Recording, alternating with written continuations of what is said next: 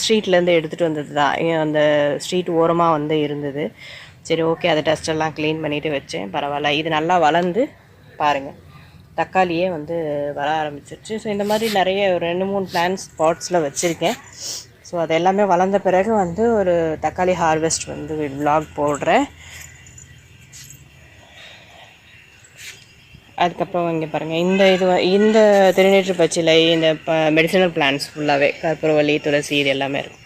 So இந்த side என்னென்னா வந்து இங்கே இருந்த பிளான்ட்ஸ் எல்லாம் கொஞ்சம் ஷிஃப்ட் பண்ணிட்டேன்.